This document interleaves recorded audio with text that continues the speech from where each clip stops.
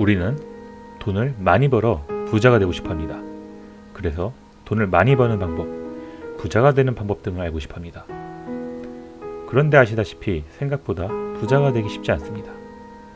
왜 그럴까요? 마인드의 문제일까요? 아니면 방법이 잘못된 걸까요? 또는 잘하고 있지만 시간이 걸리는 걸까요?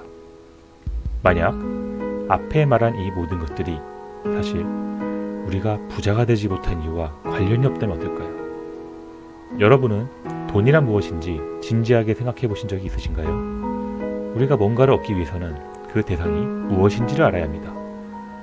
어떤 회사에 취업하고 싶다면 그 회사가 어떤 회사인지를 알아야 합니다. 이성을 만나고 싶다면 당연히 그 사람에 대해서 알아야겠죠. 부자가 되고 싶다면 당연히 돈에 대해 알아야 합니다. 어쩌면 우리의 방법들이 문제가 아니라 이러한 기본적인 것을 놓치고 있는 건 아닐까요? 만약 이러한 논리에 동의하신다면 다음과 같은 결론이 나오게 됩니다. 부자들이 갖고 있는 돈에 관한 지식을 학습하여 내 것으로 만들면 부자가 될 수 있다. 혹은 이러한 결론도 가능합니다. 부자들이 가지고 있는 돈에 관한 지식을 모른다면 부자가 될 수 없다. 253만 원으로 시작, 17년 만에 5천 원대 부자가 된 김승호 스노보스그룹 회장. 그는 자신이 6번째로 낸 저서 돈의 속성에 대해서 돈은 어떠한 속성을 가지고 있는지 말합니다. 5천억 부자인 김승호 회장이 알려주는 돈에 관한 지식, 지금 여러분들의 것으로 만들어 보시죠. 돈은 중력과 같아요. 중력이 뭔지 알아요? 중력은 무게가 무거우면 무거울수록 주변에 다른 것을 끌어들이는 힘이에요. 그러니까 지금 지구가 달을 끌어들여서 돌고 있게 하고 태양이 지구를 끌어들여서 주변에서 돌고 있게 하는 힘이 중력이에요. 그래서 돈도 똑같아요. 중력이, 즉 돈이 많으면 많을수록 다른 돈을 끌어들이고 그 돈의 무게감이 크면 클수록 다른 돈을 끌어들이는 힘을 갖고 있어요. 내가 지금 10억을 벌고 싶다. 10억을 목표를 세웠어요. 그럼 매 1억을 지금 모아간다고 가정을 해요. 열심히 일하고 혹은 사업을 해서 1억을 모았어요. 그럼 그 다음 또 1억을 모으고 1억을 모으고 이렇게 해서 계속 10억까지 갈 거 아니에요. 근데 이제 보통 사람들이 생각하는 돈의 개념은 첫 번째 1억을 모을 때 이 1억을 모으기 위해서 들어간 노력의 총합이 예를 들면 100이라고 가정을 합시다. 그럼 두 번째 1억을 모을 때 또 100이 들고 세 번째 1억을 모을 때 또 100이 들고 해서 전체 1000이 들어가야지 10억을 모은다고 이해를 해요. 통상적으로. 근데 그렇지가 않아요. 돈은 중력이 있기 때문에. 그래서 돈은 처음에 1억을 모을 때 100의 노력이 들어갔지만 두 번째 1억을 모을 때는 90이 들어갈 수 있어요. 그 다음에 세 번째 1억을 모을 때는 80이 들어가요. 같은 방식으로 계속 이어지다 보면 나머지 9번째, 10번째에서는 10의 노력도 안 들어도 돈이 느는 거예요. 이게 돈이 갖고 있는 중력의 힘이에요. 이거를 숫자로 계산하면 제 느낌은 어떠냐면 1, 2, 3, 4, 5, 6, 7, 8, 9, 10 이렇게 돈이 늘어나는 게 아니라 1, 2, 4, 8 순식간에 10 이렇게 되는 거예요. 그러니까 그렇게 돈이 늘어나는 거예요. 그래서 돈과 중력은 동일한 형태를 유지하고 있다. 이게 돈의 속성 중에 하나예요. 이해를 해야 돼. 청년들 중에 보면 막 100억, 1000억 이런 소리 하잖아요. 그럼 그게 굉장히 큰 돈 같지만 실제로 1억, 2억 하는 순서로 따지면 한 7번, 8번 대곱하기 하면 거기까지 가는 거예요. 그리고 사업도 실제로 그렇게 커져요. 제가 매장 하나를 가지고 매장 300개 열 때까지는 몇 년이 걸렸는데 그 다음 300개는 언제 했는지도 몰라. 원래 순서가 그렇게 돼요. 그 자체가 힘을 갖고 있기 때문에. 자, 그래서 돈은 중력과 같다라고 이해를 하셔야 돼요. 돈은 인격체예요. 인격체라는 말은 이제 person, 인격이라는 말인데 인격체라는 거는 스스로 존재하고 생각하고 개별적 실체를 가지는 것을 인격체라고 그래요. 무슨 소리야? 돈은 형체도 없고 생각도 없고 그냥 사람들이 생각해 놓은 가치만 있고 숫자로 보여지는 건데 이게 무슨 인격체냐? 라고 생각을 한단 말이에요, 흔히. 그렇지만 여러분들은 오늘 이 저녁부터는 돈을 인격체로 받아들여야 돼요. 일반적으로 사람이 아닌데 사람으로 불리는 게 이 세상에 굉장히 흔해요. 법인. 여기서 인은 사람을 말해요. 회사, 인간. 그래서 법적으로는 법인체는 인간과 똑같은 대우를 받아요. 고소도 할 수 있어요, 여러분들은. 법인인데, 사람이 아닌데. 그러니까 인격체예요. 돈도 인격체로 받아들이세요. 그렇게 이해를 하셔야 돼요, 돈을 벌려면. 자, 인격체란 뭐냐? 인격체로 돈을 이해하면 돈은 어떤 형태로 보이냐? 여러분들이 보는 시각이, 돈을 보는 시각이 완전히 바뀔 거예요. 그러면 큰 돈은 어른이고 작은 돈은 아이가 되는 거예요. 돈은 감정을 가졌어요. 돈은 생각을 해요. 그리고 또 돈은 자기가 좋아하는 데가 있고 싫어하는 데가 있어요. 그리고 돈은 헤어지는 것을 싫어하고 함께 모여있는 걸 좋아해요. 돈은 그래서 몰려다녀요. 이런 특성들을 고려하면 돈은 인격체예요. 그러니까 여러분들이 돈을 모으면, 돈을 벌면 이 돈을 인격체처럼 대해야 돼요. 작은 돈을 함부로 하면, 바꿔 말해서 어린아이를 함부로 하면 그 엄마가 우리 가게에 올까요? 아니면 그 엄마가 내 친구가 될까요? 안 오지, 싸우잖아. 그리고 밖에 가서 소문낼 거 아니에요. 그러니까 잔돈을, 작은 돈을 함부로 낭비하면 큰 돈을 모을 수 없는 것은 당연한 이치예요. 그리고 돈은 감정을 가졌어요. 그래서 여러분들이 돈을 벌었는데 이 돈을 아무 데다 함부로 쓰잖아요. 뭐 술집에 가서 탕진을 한다든지 도박을 한다든지 아니면 이유 없이 사치를 한다든지, 그러면 돈을 감정을 가졌기 때문에 나를 이렇게 대하는구나 이 사람은, 그렇게 생각하고 돈은 여러분들을 떠날 거예요.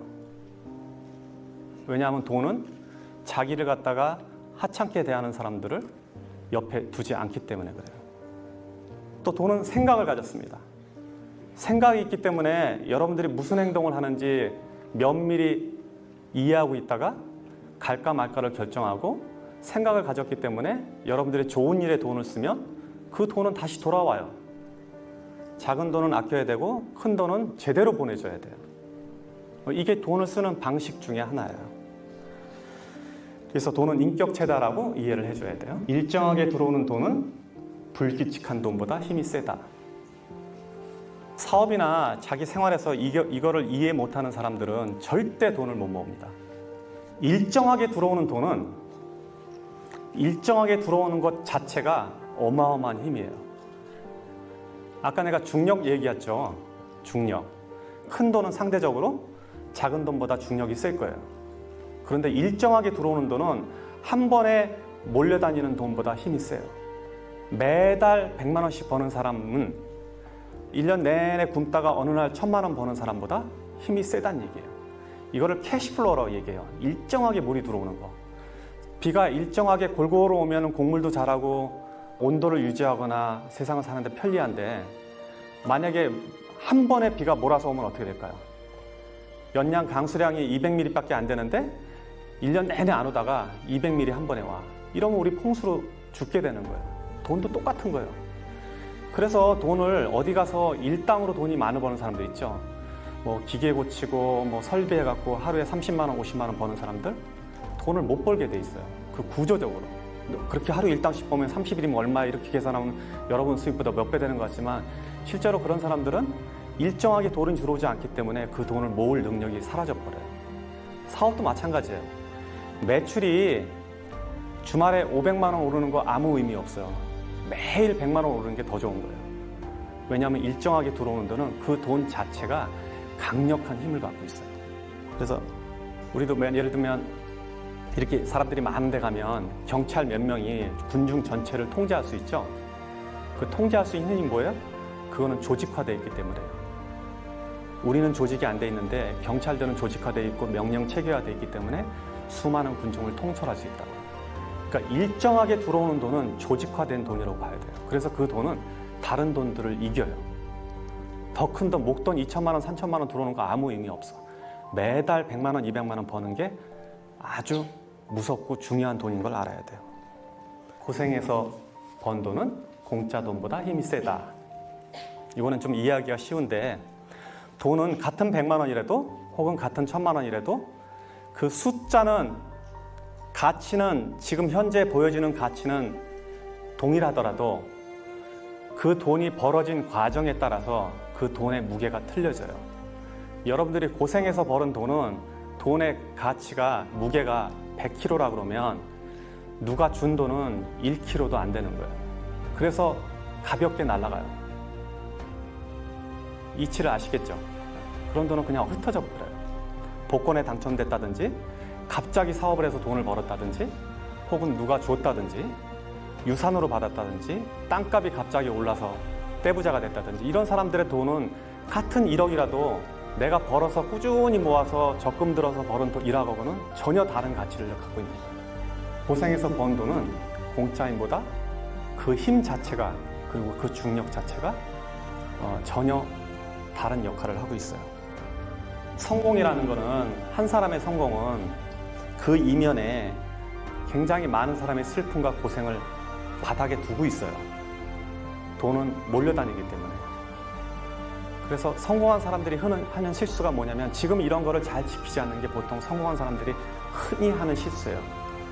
성공이 근본적으로 많은 슬픔과 불행을 깔고 있다는 얘기는 뭐냐면 그 깔은 자체가 마치 가시처럼 이렇게 앉아 있거든요.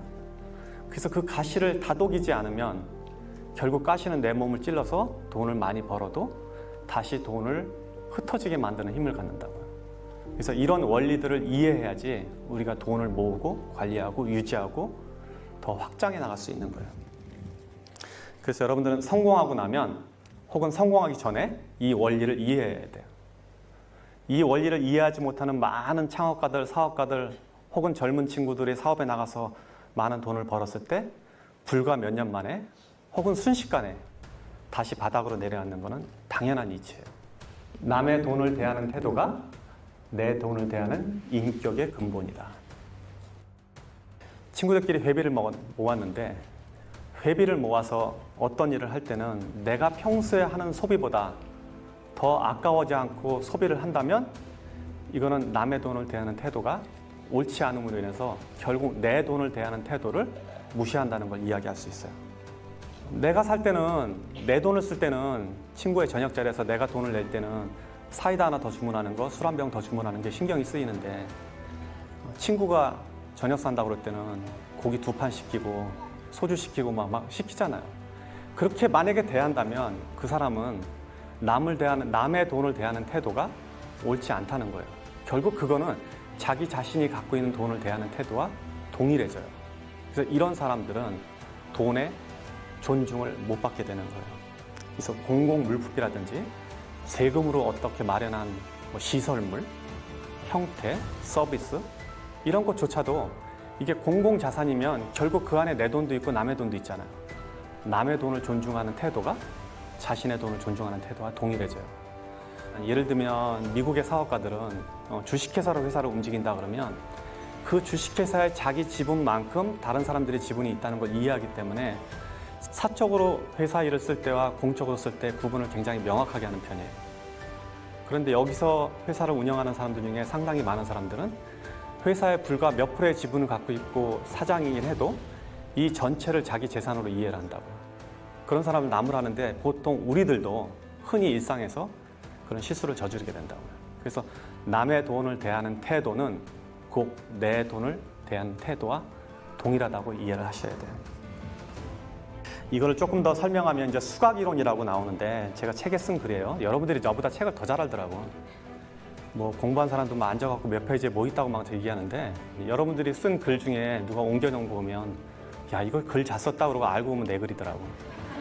그래서 여러분들이 더 이해를 잘할 텐데 이제 수학이론을 조금 설명할게요. 수학이라는 건 뭐냐면 이 사람이 부자가 되는 과정을 제가 유추해서 설명한 글이에요.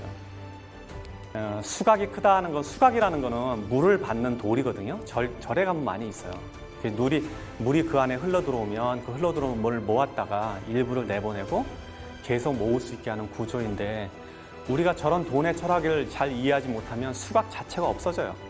그릇 자체가 작아져서 돈이 모아지지 않는 형태를 말해요. 그래서 돈에 대한 이해를 저렇게 명확하게 하면 수각이 크기 때문에 항상 돈이 들어오고 항상 큰 돈이 내 안에 남아있단 말이에요. 이 가치를 유지할 수 있는 게 바로 지금 제가 말한 몇 가지 원리예요. 어떠셨나요, 여러분? 이 영상을 봄으로써 부자의 돈에 대한 지식을 습득하셨길 바랍니다. 영상을 단순히 보고 끄지 마시고 이 지식들을 여러분들의 것으로 만들어 보시면 좋겠습니다. 또는 인상 깊었던 내용이 있었다면 그 내용만이라도 여러분들이 가져가셨으면 좋겠습니다. 저의 경우는 고생해서 번 돈은 공짜 돈보다 힘이 세다. 그리고 돈은 인격체라고 말하는 부분들이 상당히 인상 깊었습니다. 다음 영상도 부와 성공에 가까워지는 내용으로 만나 뵙겠습니다. 감사합니다.